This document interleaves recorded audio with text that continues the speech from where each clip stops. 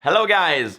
If you don't know me, I'm Alberto Naska and this is my international channel. I have an Italian YouTube channel and since 2 months I opened this channel where I make English videos. And in this channel you will find many videos about motorsports. You will find vlogs, tutorials about how to ride and how to drive, car reviews, motorcycle reviews, race vlogs where I show you my races and share all the life that stands behind the life of a rider and a driver. And if you like these topics, please subscribe to this channel in order to help me to grow it and support these English videos. So today I'm gonna make a truly special video because a few weeks ago I went in Cremona, an Italian racetrack, where I started my winter testings and I improved my best lap by 2 seconds. And that day with us there was a special rider. I'm talking about Jonas Folger. And after only 2 years of racing, I went just 2 seconds slower than a MotoGP rider. And this is an incredible goal for me. And I'm also happy to say that Jonas was really kind and really available and he allowed me to put the cameras on his motorbike. So today I'm gonna make a comparison between me and Jonas Folger to see why and where do I get 2 seconds from a MotoGP rider and how to improve your riding in order to ride like a MotoGP rider. Jonas was riding a Yamaha R1 2018 with stock engine, stock clutch, an amazing fork from Moto2, Brembo braking system, Öhlins TTX and Dunlop slick tires. I don't know exactly which compound, but I was riding a Yamaha R1 2019, original engine, original clutch, Kayaba standard fork with Öhlins Nix 30 cartridge, which cost around 1500 euros, Öhlins TTX and GYTR Electronic 2019, and Pirelli SC1 Slick. Technically, his motorbike is a little bit better than mine, but maybe my tires are a little bit better than his ones. So you can say that we were almost at the same technical level. Unfortunately, I don't have Folger telemetries, I only have mine, so I cannot check exactly the percentage of throttle and brake and all those stuff. But we can be really precise by looking at the video, by looking at the lines, and using the reference on the ground to measure the delay. So let's take a look at the videos. In turn 1, we brake almost at the same point, but he gets there a little bit faster and he corners much faster than me. Only while entering turn 1, even if we have the same line, even if we brake at the same point, he's 2.5 tenths of a second faster than me.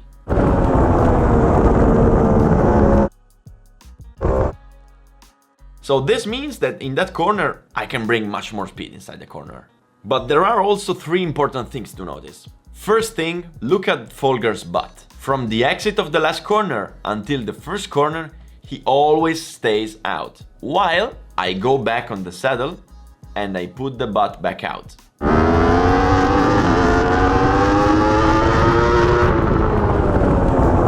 All these movements that I do on the bike makes the bike more unstable and harder to control. Also, one other important thing is that I get to turn 1 wheeling while he gets onto turn 1 straight. And this is dangerous because if you brake when you're wheeling, you're doing this, boom. And if the ground is cold, if the tire is a little bit cold, and you start braking before touching the ground and maybe you don't have the steering straight, you risk to lose the front as soon as you touch the ground and you slam down so hard that you're never gonna ride again. So this is dangerous. You should always have the front touching the ground when braking. So this is a big mistake.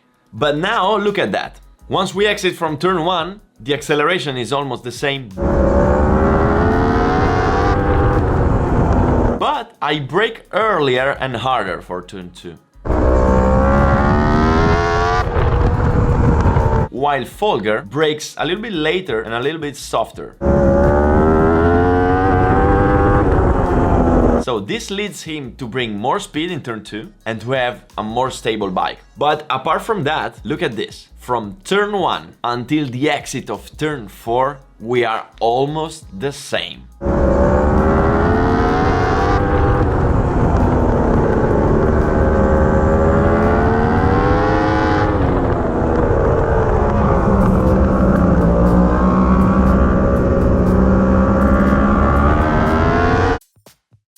I lose only 1/10 of a second. And this makes me understand that there's not much more to improve in corner speed. I'm already close to the limit. It's not there that I need to improve. And this is very important. But now look at that. Once we exit from turn 4, only in the straight, he's 1.5 of a second faster than me.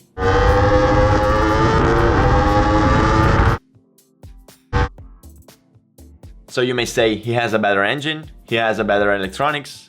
No, I'm doing some mistakes that we're gonna see later in the next straight. So now we get to turn 5 and something incredible happens.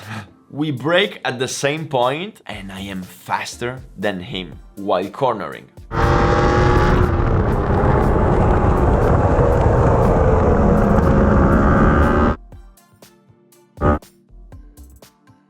I'm actually 40 thousandths of a second faster than him, which is nothing, but it's faster. So I'm already at the limit in that corner. And I also am faster than him in the exit.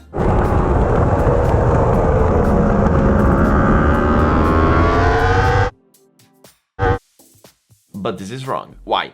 Because look at this. Jonas goes immediately to the right while I keep left.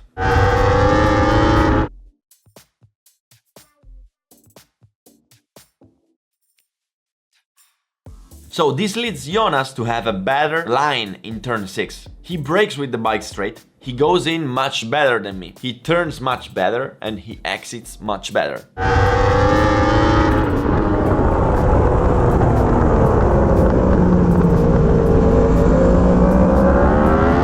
While I am braking while changing direction, and it's hard to do it. I take a wrong line, I struggle to turn and I struggle to exit. And this is fundamental, because the difference in the exit of turn 5 leads me to make a mistake in turn 6, to make a mistake in turn 7, and to make a mistake in turn 8. One single mistake influences 4 corners and makes me lose 1 second. You see, the line that Jonas is using here allows him to exit more tight.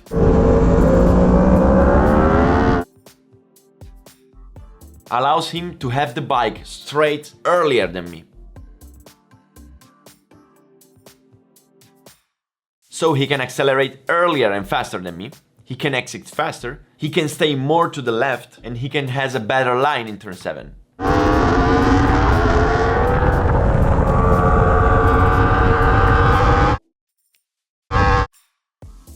He can have a better exit from turn 7.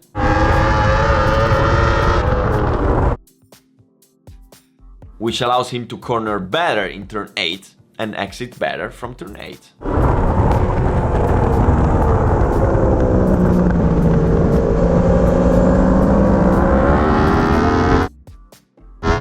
One mistake in one corner creates problems in 4 corners. So you can say, cool, next time you go to Cremona, you just change the line and you save 1 second. And not exactly. It's not that easy, because there is another problem about my butt. And I will show you at the end of this video because it's very important and this is the most important topic in the whole video. And that's why we're gonna see it in detail. Another thing that I wanna show you is the position of the chest. If you look at my photos, you may say, wow, my riding style is amazing. It's perfect. Actually not.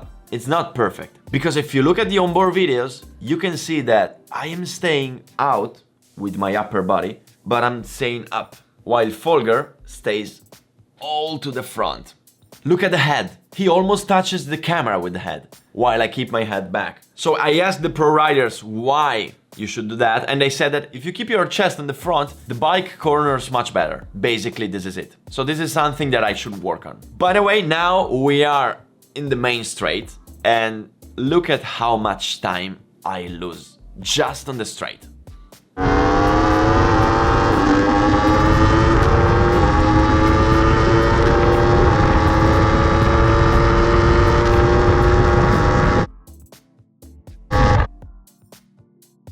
Almost 3/10 of a second in a straight. So first of all, this huge difference in the straight is probably due to gearings. He's using 1544 while I'm using 1642. The second thing is the way he stays inside the bike. I usually keep my elbows wide and I stay a little bit up, and this makes me have more drag and lose a little bit of speed on the straights. But the most important thing is this one. First of all, look at the line that Folger has at the exit of turn 8. He doesn't put the bike actually straight. He keeps the bike leaning a little bit in order to go a little bit to the left and then go back to the right.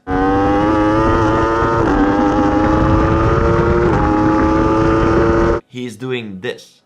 And if you look at the MotoGP races, you see all the riders doing this on the straight. And why do they do that? For two reasons. First of all, when you lean the bike, the RPMs go up.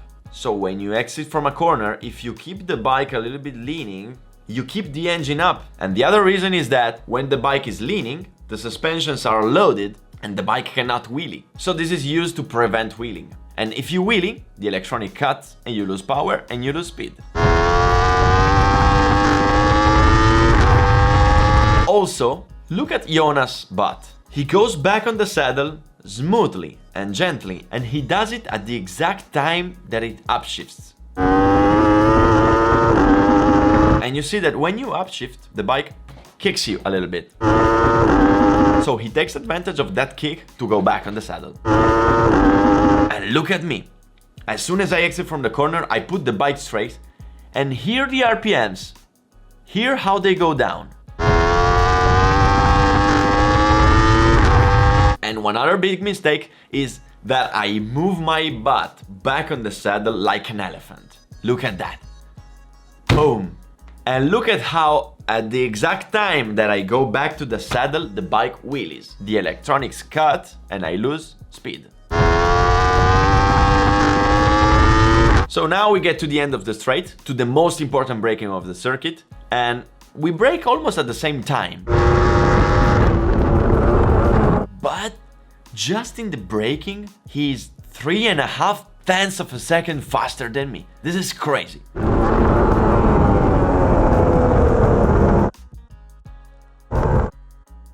And you may say, how can you lose all that time just in braking? So if Jonas is arriving faster and he weighs less than me and he has more powerful brakes, why is he slowing down less than me? Probably he's braking less harder than me and he's bringing more speed into the corner than me. So this made me think that if he's getting there faster and he's braking less than me, he could brake much harder and he could brake much later, maybe to do an overtake. So next time I should try to either brake less to bring more speed inside the corner or to brake later. Now we get to the last two corners. We are almost identical in these two corners. But once again, when we exit from the last corner, he is able to exit faster, not wheelie the bike, and has more speed on the straight.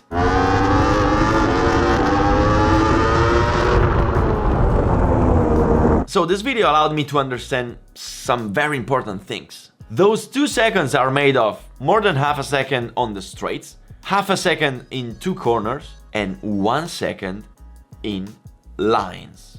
So you may say, okay, next time I go back to Cremona, I do the right lines and I go 1 second faster. Well, it might seem that easy, but it's actually not. Because how do you do the right lines? You do them by telling to the bike, go there. Okay, but how do you tell the bike to go there? You do it with your body. So if you don't have the correct position of your body on the motorbike, you cannot control the bike as you want. Now look at this. Look at the part of the circuit that makes me lose 1 second. The change of direction from turn 5 to turn 6. Jonas moves the butt before reaching turn 6 and braking. While I move the butt while braking and changing of direction.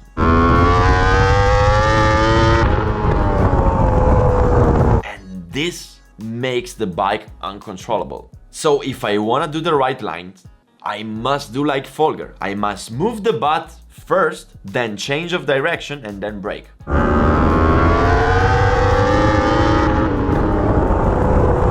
The problem is, how do you move the butt? With your legs. And how do you move your legs? With the feet. And look at this. These are my boots from this year. They have like 1,500 kilometers. And look at that. They look new.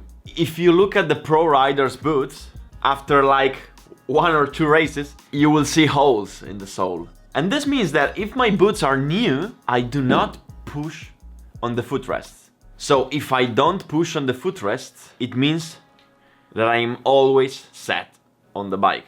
And if you look at the pro riders, you would see that many times during their riding, they are standing on the bike with the butt lifted. For example, when they exit the corners, they used to push on the footrests to lift their butt and to put all their weight to the front and reduce the wheeling. So this means that most of my problems in this lap in Cremona happen because I do not push with the feet on the footrest and I do not lift my butt, but I always sat on a saddle. So in the corner exits, this leads the bike to wheelie, and in that change of direction, if I don't push with the feet, I'm not able to move my butt before changing direction and braking. So thinking about the feet, I wanted to take a look at the pictures, and I saw how I keep my feet in a totally different way comparing to the pro riders. For example, if you look at that picture with Marc Marquez, he keeps the foot with the tip on the footrest, but the foot is kind of like this, straight, while my foot is like this against the bike. So I still don't know why, but if I think about it, if I keep the foot like this, I cannot push, while if I keep it like this, I can push. So that position of the feet, I'm still not sure why it's different. Maybe that's because Marquez and all the other pro riders are a little bit more out with the butt, while I'm a little bit more inside the bike, or because during the corner they are pushing. I don't know. But if I take a look at this on board from Petrucci, you can clearly see how much he pushes down with the inner foot during the corner, while I actually never push during the part of the riding. I don't know. By the way, what's sure is that I need to improve my body position on the bike and get used to push down and be able to contrast the reactions of the bike. So I hope you enjoyed this video. I hope you liked this comparison between me and Folger, and I hope you have learned something from this video. If you liked it, please subscribe, please like it, and let me know in the comments what you think and what you would like to see from next videos. Thanks for watching, thanks Jonas for the video, and bye bye.